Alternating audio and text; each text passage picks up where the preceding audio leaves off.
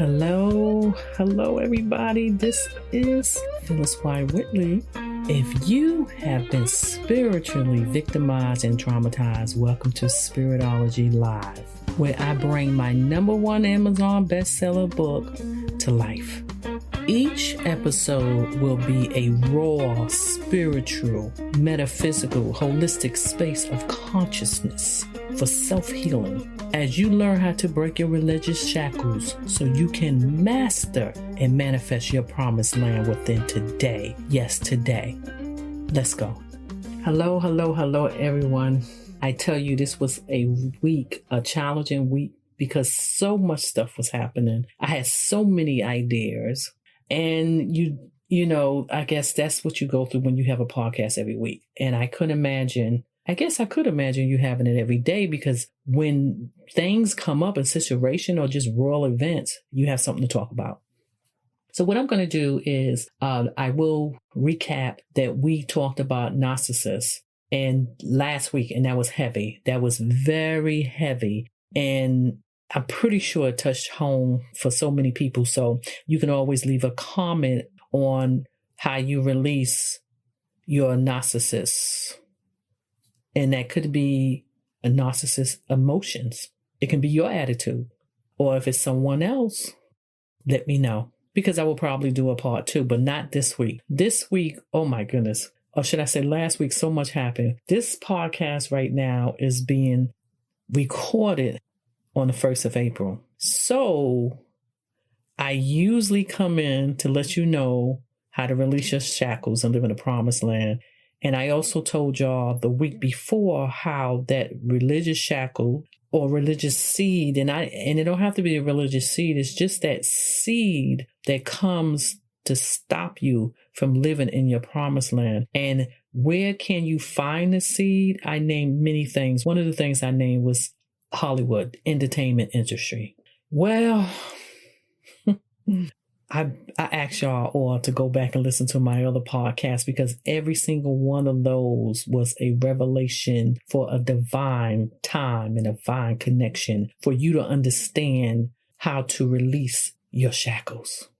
Let's go into what happened last week. In the entertainment field, or arena, I believe it was the Oscar. I did not watch it. I used to love watching stuff like that, and I stopped because it's so much seed behind it. I got tired of seeing the power of those seeds in Hollywood controlling everything around them. So with that being said, what happened? Jada Pickett Smith and Will Smith, as they would call it. If you know anything about them, he comes from Philly. They had a show, Bel Air, was great. He went out there and he literally just started acting on a film, and most of his stuff have been great. I am not a great fan of his release lately, but I will definitely go see this last movie that he have about the Williams sisters, because they are powerful.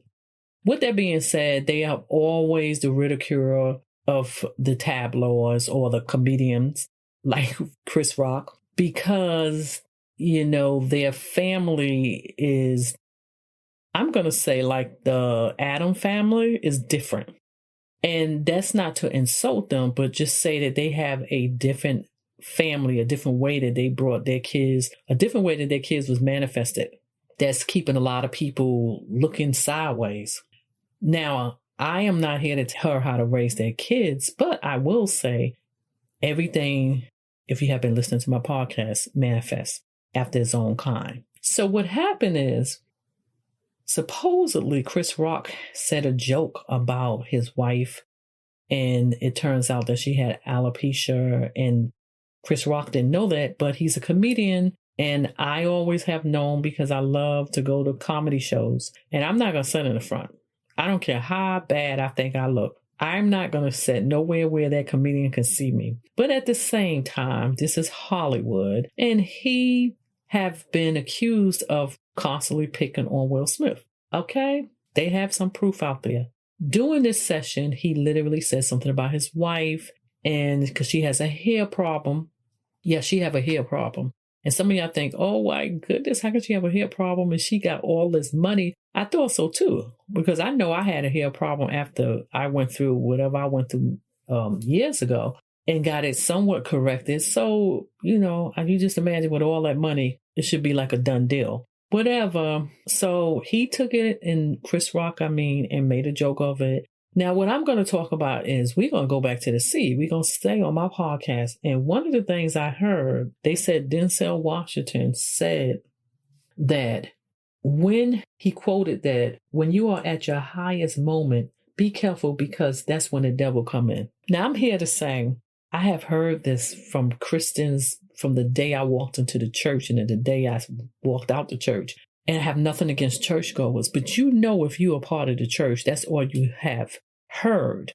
Now, as time have went by, and I really connected spiritually, and I went into that Bible and learned it myself, and I followed a lot of the success of people who knew the spiritual world and was not running around trying to be another Sadducee or another religious sector that literally went after Christ. I wanted to know, why would these people do this back in the New Testament? But as I learned and got revelation from God within myself, I found out a lot of the truth. A lot of the truth is in the book. The reason why I wrote this book called Spiritology. So one of the things I have, and it is in my book, Chapter 7, is called Not Today, Satan. What that is telling you is Christians, most Christians that I have known, you might not have known this. I feel like they have given the devil so much credit. They meditate on his name day and night. They meditate on this so much that they have no idea what's going on in the spiritual universe. They are manifesting the things of the devil.